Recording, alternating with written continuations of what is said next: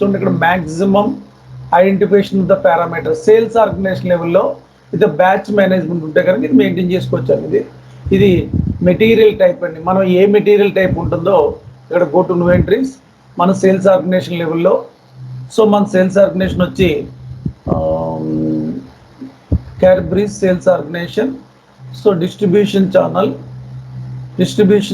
వచ్చి సి వచ్చి మనకి క్యాడ్బరీస్ డిస్ట్రిబ్యూషన్ ఛానల్. డివిజన్ వచ్చి సివై. అండ్ మెటీరియల్ టైప్ వచ్చి మనకి నార్మల్గా మీకు మెటీరియల్స్ మేనేజ్మెంట్లో చెప్పానండి నేను different kind of material types. నేను ఒకటే చెప్పాను మీకు, బేసికల్లీ ఒకటి ఉండదండి. మెటీరియల్ టైప్స్ రా మెటీరియల్ ఉండొచ్చు, సెమీ ఫినిష్డ్ గూడ్స్ ఉండొచ్చు, ఫినిష్డ్ గూడ్స్ ఉండొచ్చు, depends on the product. Suppose మీరు ఆటోమొబైల్ ఇండస్ట్రీ వర్క్ చేస్తున్నారు అనుకోండి, material type raw material semi finished ఉండకపోవచ్చు, స్పేర్ పార్ట్స్ ఉండవచ్చు. డిపెండ్స్ ఆన్ ద ప్రోడక్ట్ బట్టి మెటీరియల్ టైప్స్ ఉంటాయండి. ఎన్ని మెటీరియల్ టైప్స్ అని మనం క్లయింట్ అడుగుతాం, కానీ మీకు ఎంఎం చెప్తున్నప్పుడు ఒకటే మెటీరియల్ టైప్ చెప్పిన అదే రా మెటీరియల్ అండి. ఇక్కడ చూడండి సి రా మెటీరియల్ టైప్ అని క్యాలిబ్రేషన్ చేశాను. ఇక్కడ 4 ఉన్నాయనుకోండి 4 సార్లు ఇచ్చుకుంటారు, 3 ఉంటే 3. ఇక్కడ batch management, date expiration, production. Self life expiration date, production date ఈ రెండు కూడా ఇన్వెంటరీ మేనేజ్మెంట్లోకి వస్తాయండి. పిబిడి అంటే ప్రొడక్షన్, బీబీడీ అంటే best before date and production date. ఇప్పుడు సింపుల్ ఎగ్జాంపుల్ బ్రెడ్స్ మ్యానుఫ్యాక్చరింగ్ ఉందండి, లేకపోతే హెరిటేజ్ కర్డ్స్ ఉన్నాయండి, లేకపోతే హెరిటేజ్ మిల్క్ ప్యాకెట్స్ ఉన్నాయి, దానికి బీబీడీ ఉంటుందండి బెస్ట్ బిఫోర్ డేట్. ఈరోజు మ్యానుఫ్యాక్చరింగ్ అయ్యి మార్నింగ్ డెలివరీ వచ్చినాయి అనుకోండి, ఎందుకు చెప్తుందంటే ఎగ్జాంపుల్ హెరిటేజ్ ఎస్సీపీ ఇంప్లిమెంటెడ్ అండి. లేకపోతే మీకు టెట్రా బ్యాగ్స్లో జ్యూస్ బాటిల్స్ వస్తూ ఉంటాయి, అవి సర్టెన్ డేట్కి ఎక్స్పైర్ అయిపోతూ ఉంటాయి. బ్రెడ్స్ ఉన్నాయండి, బ్రెడ్స్ మ్యానుఫ్యాక్చరింగ్ అది 1 వీక్ ఎక్స్పైరీ డేట్ ఉంటుంది, అదే బీబీడీ అంటారండి. దాని మీద బార్ కోడ్ ఉంటుందండి, బార్ కోడ్.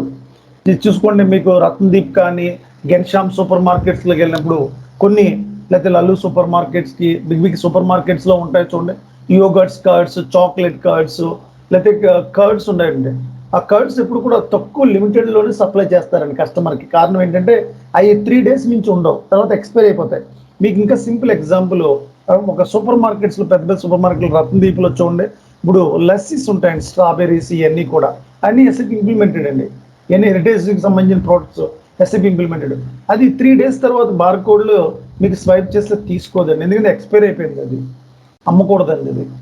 అది ఒక లిమిటెడ్, అదే బీబీడీ అండి. అదే production date, self life expiration date అంటారు. ఇది బేసికలీ ఈ రెండింటిని కూడా ఇన్వెంటరీ మేనేజ్మెంట్లో మెయింటైన్ చేస్తారండి, ఇన్వెంటరీ మేనేజ్మెంట్లో. సో సేవ్ చేస్తున్నారండి.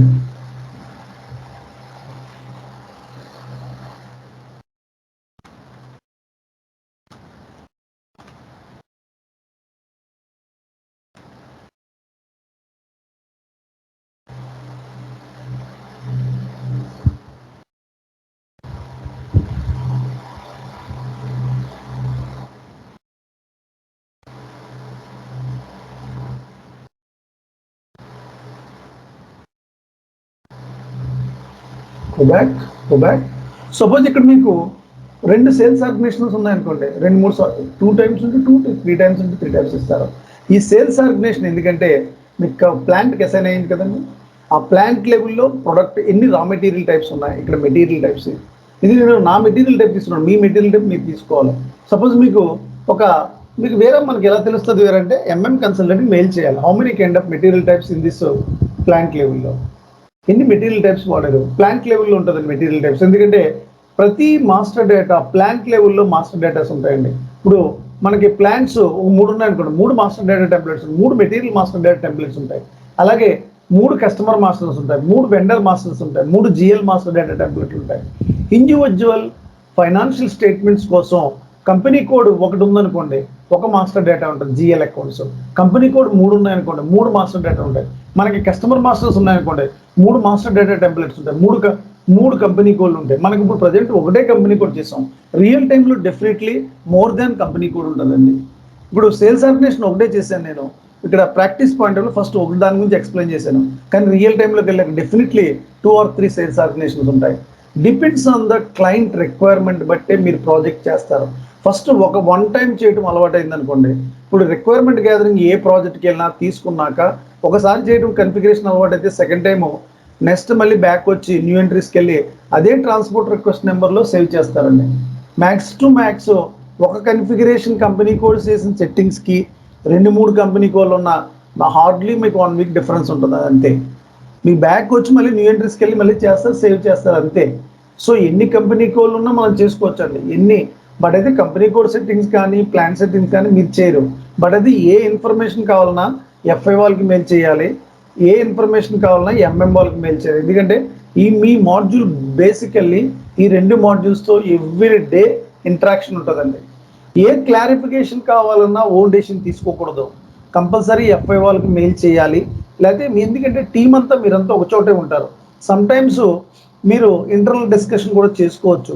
సమ్టైమ్స్ మీరు మార్నింగ్ రిక్వైర్మెంట్ గ్యాదరింగ్ అయితే కనుక ఈవినింగ్ టైంలో ఎఫ్ఐతో మాట్లాడవచ్చు, ఎంఎంతో మాట్లాడవచ్చు. కాన్ఫరెన్స్ కాల్ తీసుకోవాల్సిన అవసరం, ఎందుకంటే in front of me team అంతా కూర్చొని వర్క్ చేస్తూ ఉంటారు. సో కొన్నిసార్లు మెయిల్ రిటర్న్ ద్వారా తెప్పించుకుని ఉంటాయి, కంపల్సరీ అది మెయిల్ ద్వారానే తెప్పించుకోవాలి. ప్లాన్స్ కావాలి అది త్రూ మెయిలే, కంపెనీ కోడ్ కావాలి త్రూ మెయిలే. సేల్స్ ఆర్గనైజేషన్ మీరు చేస్తారు కాబట్టి వాళ్ళకే సేల్స్ ఆర్గనైజేషన్ కావాలి, ఎంఎం వాళ్ళకి త్రూ మెయిల్ ద్వారానే మీకు వాళ్ళు పంపించమంటారండి. సో ఇలా మెయిల్ కమ్యూనికేషన్ అనేది కొన్ని రిటర్న్గా ఉండాలి, ఎందుకంటే ప్రాజెక్ట్ మేనేజర్ ఏం జరుగుతుందో కూడా చూస్తూ ఉంటాడు. సో ఇక్కడ నేను సేల్స్ ఆర్గనైజేషన్ 1 కాబట్టి 1 సార్లు చేశాను, ఇక్కడ 3 సార్లు ఉంటే 3 సార్లు చేస్తారు. కానీ సింగిల్ ట్రాన్స్పోర్ట్ రిక్వెస్ట్ నెంబరే ఉంటుందండి.